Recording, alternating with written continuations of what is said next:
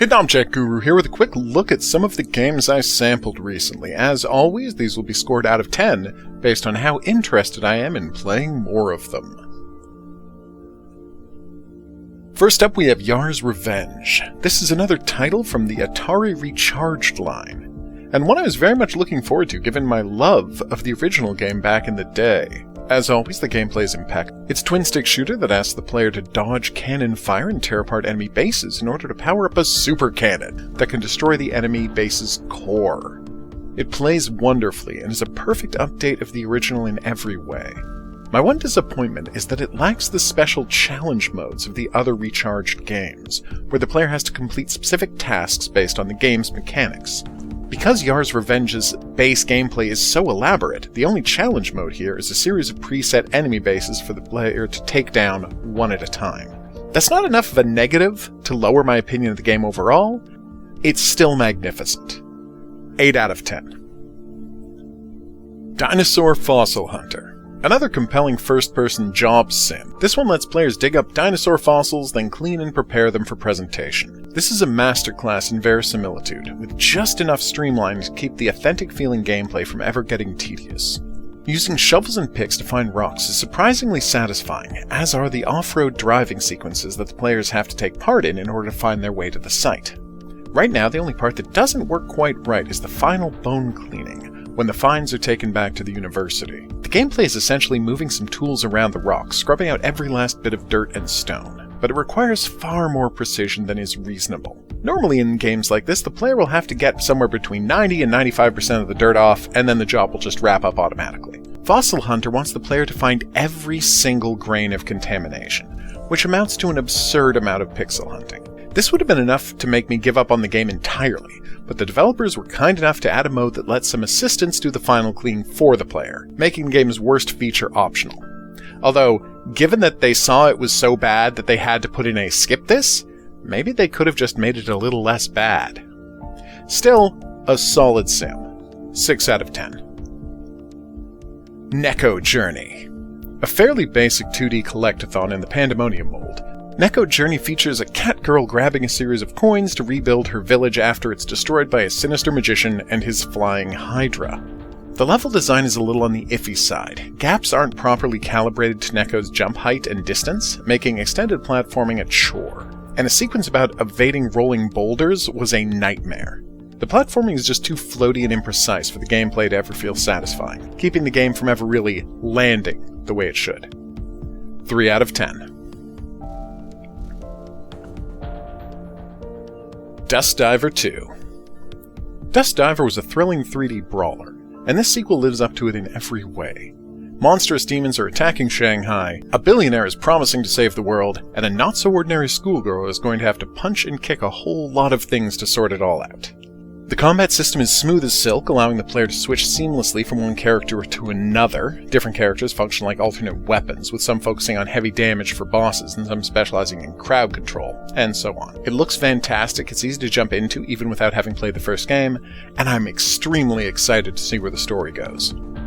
8 out of 10. YouTuber's Life 2. Well, now I'm just baffled.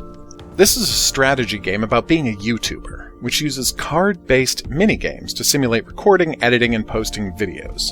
It feels both bizarrely out of touch, in that none of the gameplay has anything to do with being a content creator, and completely accurate, in that it constantly feels like success is completely out of the player's hands. I have to wonder, is this what lumberjacks, tank mechanics, and detectorists feel like when playing the various sims of their jobs that I've enjoyed so thoroughly? I could see this appealing to people distant from the world of content creation, but for me, I just can't see the point.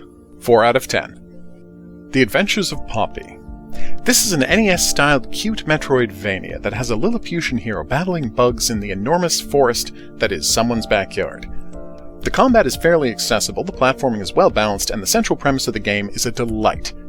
It has only one major problem. The map is far too complex to be comfortably navigated.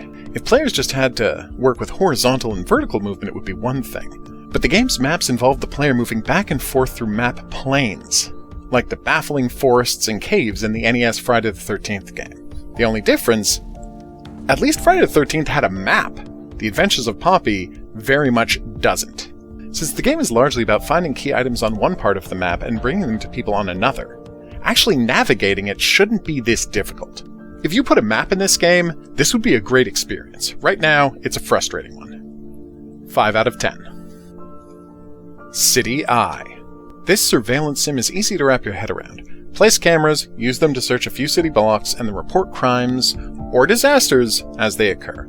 Get rewarded with cash for a job well done, keep upgrading the cameras, and eventually get to the point where the cameras do all of the reporting for you.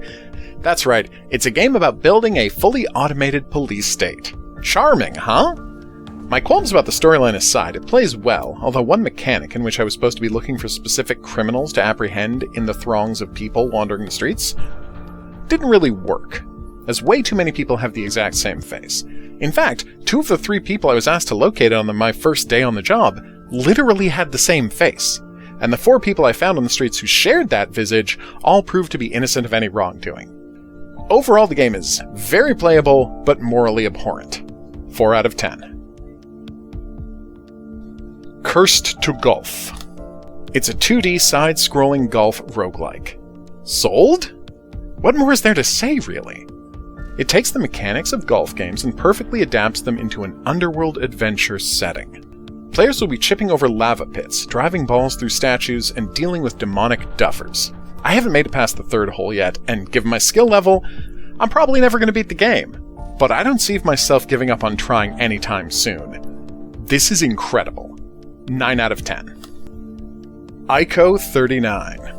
When an astronaut arrives on a barren planet and discovers every facility there abandoned of human life, but packed with murderous robots, she's forced to fight for her life while unraveling the mystery of just what happened on this strange new world. The game looks good, and the controls are decent. It's always nice to see a gravity gun used for puzzle solving, and the game wastes little time in handing the player a super useful jetpack. Sadly, though, the combat is sorely lacking.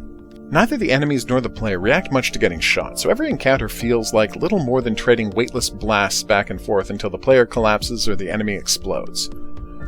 The planet and facilities look good. Some wind turbines and a collapsible bridge are standout details, but the parts of the facility I've seen so far are a little too large to be believable. It's hard to imagine anyone setting up a facility in this kind of environment when you'd have to walk these huge distances to perform even the simplest tasks. It's a decent sci-fi action adventure, but generally clunky as hell, and the combat is pretty weightless. 4 out of 10. That's it for this week. See you back here when I've played some more games. But until then, au revoir.